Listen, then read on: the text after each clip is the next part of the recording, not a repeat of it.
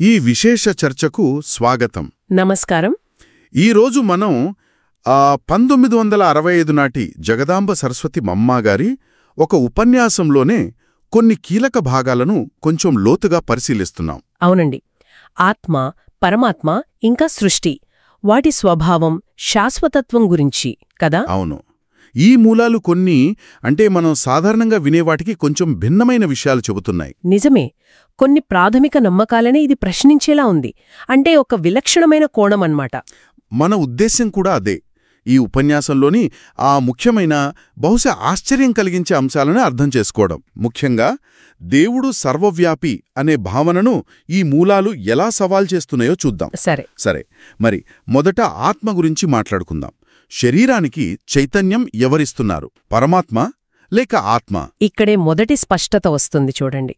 ఈ ఉపన్యాసం ప్రకారం ఆ శరీరానికి చైతన్యమిచ్చేది ఆత్మే, పరమాత్మ కాదు. అవును. ఆత్మ శరీరాన్ని విడిచి వెళ్లగానే శరీరం నిర్జీవమవుతుంది. అంటే జీవశక్తి అంతా ఆత్మదే అని కూడా సత్ చిత్ ఆనంద స్వరూపమని వర్ణించారు. అంటే సత్యం, చైతన్యం, ఆనందం దాని సహజ స్వరూపం. అంతేకాదు, ఆత్మ అనాది, అవినాశి అని కూడా చెప్పారు. దానికి మొదలు లేదు, నాశనం లేదు. ఇంకా ముఖ్యంగా ప్రతి ఆత్మ వేరువేరు, ప్రతిదాని కర్మ ప్రయాణం దానిదే. కర్మ ప్రయాణం అన్నారు కదా, అంటే ఈ జనన మరణ చక్రం ప్రస్తావన ఉందా? ఉంది. ఆత్మలు ఈ సృష్టి చక్రంలోకి వస్తాయి. అంటే పాత్రలు పోషిస్తాయి, అనేక జన్మలు తీసుకుంటాయి. అవును. ఈ ప్రయాణంలో కర్మల ప్రభావం వల్ల కాలక్రమేణా అవి తమోప్రధానంగా మారతాయి. అంటే అశుద్ధంగా, శక్తిహీనంగా తయారవుతాయి. వాటి సహజ స్వచ్ఛతను కోల్పోతాయన్నమాట. వాటిని మళ్లీ శుద్ధం చేయాలా? అవును. వాటిని తిరిగి సతోప్రధానంగా, అంటే శుద్ధంగా, శక్తివంతంగా మార్చడానికి ప్రత్యేక మార్గదర్శనం కావాలి అని ఈ మూలం చెబుతోంది. ఆ మార్గదర్శనం పరమాత్మ నుండే వస్తుందా? ఇక్కడే పరమాత్మ పాత్ర వస్తుందేమో. అవునండి. అయితే పరమాత్మ విషయానికొస్తే ఇక్కడొక చెప్పాలంటే విప్లవాత్మకమైన ఆలోచనుంది. పరమాత్మ సర్వవ్యాపి కాదు. ఇది మనం రోజూ వినేదానికి పూర్తిగా వ్యతిరేకం కదా? నిజమే. ఇది చాలా కీలకమైన భేదం ఈ ఉపన్యాసంలో.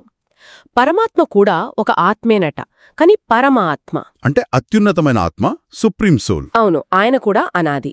కాని ముఖ్యమైన తేడా ఏంటంటే ఆయన జనన మరణ చక్రంలోకి రారు. ఓకే. అందుకే ఆయన ఎప్పుడూ సతోప్రధానంగా ఉంటారు. సహజంగానే శుద్ధంగా, జ్ఞానపూర్ణంగా ఉంటారు.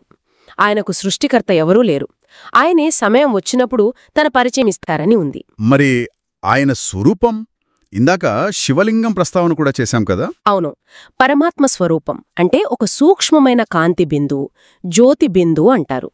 అది భౌతిక కళ్లకు కనిపించదు. అర్థమైంది. మనం గుర్తు చేసుకోవడానికి, పూజించడానికి ఆ నిరాకార స్వరూపానికి ప్రతీకగా శివలింగాన్ని చూపిస్తారు. కాబట్టి ఆయన సర్వవ్యాపి కాదు, ఒక నిర్దిష్టమైన, అత్యున్నతమైన వ్యక్తిత్వమున్న ఆత్మ. మరి సృష్టికర్త అని ఎందుకంటారు? ఆయన సర్వవ్యాపి కాకపోతే, అంటే ప్రతి అణువులో లేకపోతే అందరినీ ఎలా చేరుకుంటారు? జ్ఞానాన్ని ఎలా ఇస్తారు? మంచి ప్రశ్న. ఆయన్ను సృష్టికర్త అనడానికి కారణం శూన్యం నుండి సృష్టించడం కాదు, పాతబడిన అశుద్ధమైన ఆత్మలను, ప్రపంచాన్ని ఆయన శుద్ధి చేస్తారు, జ్ఞానాన్ని ఇచ్చి కొత్తగా చేస్తారు. అందుకే కొత్త ప్రపంచ స్థాపకుడంటారా? అవును. అలాగే జ్ఞానసాగరుడు, పతిత పావనుడు, అంటే పడిపోయిన వారిని పావనం చేసేవాడు అని కూడా అంటారు. ఇక అందర్నీ ఎలా చేరుకుంటారంటే ప్రత్యక్ష సంబంధం ద్వారా, అంటే యోగం ద్వారా ఆత్మ పరమాత్మతో కనెక్ట్ అవ్వగలదు. ఆయన ప్రతిచోటా ఉండాల్సిన అవసరం లేదు. కొన్ని చిత్రాల్లో దేవతలు కూడా శివుని ముందు నమస్కరిస్తున్నట్టుంటుంది కదా, దాని సంగతేంటే? అది చిత్రకారుల భక్తి భావన అని. వాస్తవానికి పరమాత్మే మనుషులను పవిత్రంగా చేసి దేవతలుగా మారుస్తాడని ఈ మూలాలు చెబుతున్నాయి. అంటే ఆయన దేవతల కన్నా ఉన్నతుడు అన్నమాట. అంతే కదా? సరే, ఇక మూడవ అంశం సృష్టి, ఈ ప్రపంచం. దీని గురించి ఏం చెప్పారు? దీనికి ఆది ఉందా? సృష్టి కూడా అనాది అనే చెప్పారు. అంటే దీనికి కూడా మొదలు లేదు.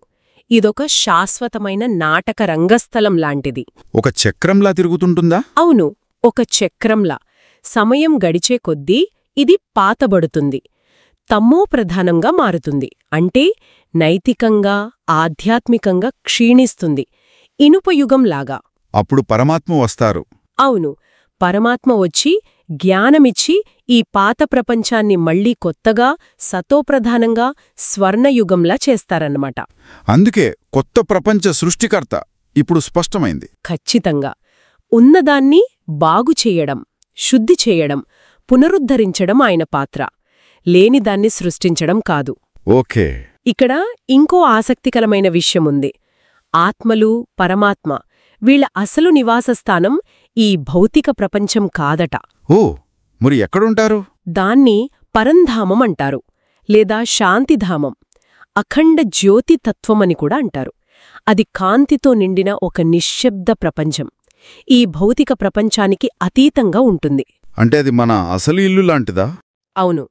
ఆత్మలు ఈ ప్రపంచంలోకి నాటకంలో పాత్రలు పోషించడానికి వస్తాయి, కాని వాటి అసలు ఇల్లు ఆ పరంధామం. పరమాత్మ కూడా అక్కడే నివసిస్తారు. అర్థమైంది. అంటే మొత్తం మీద చూస్తే ఈ మూలాల సారాంశమేంటి క్లుప్తంగా చెప్పాలంటే? క్లుప్తంగా అంటే 1 ఆత్మ, పరమాత్మ, సృష్టి అనే ఈ నాటకం ఈ 3 శాశ్వతమైనవి, అనాది. సరే.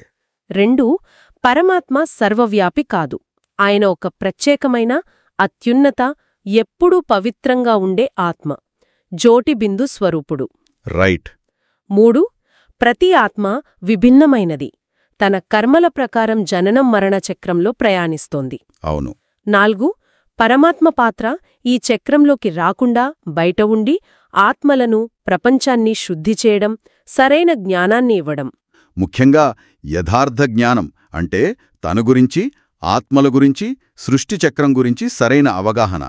అది పరమాత్మ ద్వారానే లభిస్తుందని ఈ ఉపన్యాసం గట్టిగా చెబుతోంది కదా? అవునండి. అజ్ఞానాన్ని తొలగించి ఆత్మలను తిరిగి వాటి సహజ స్వచ్ఛతకు తీసుకువెళ్లే మార్గాన్ని ఆయనే చూపిస్తారని ఇందులో ఉంది. చాలా ఆసక్తికరంగా ఉంది. ఈ చర్చ విన్నవారికి ఒక ఆలోచనతో ముగిద్దాం. ఆత్మలు శాశ్వతమైనవి, ప్రతి ఆత్మ వేరు, దాని కర్మలు, ప్రయాణం దానివే అని ఈ మూలాలు ఇంత స్పష్టంగా చెబుతున్నప్పుడు ఈ అనంతమైన జన్మల పరంపరలో వ్యక్తిగత బాధ్యత అనే భావనకు ఇది ఎలాంటి లోతైన ప్రాముఖ్యతనిస్తుంది? దీని గురించి ఆలోచించవచ్చు.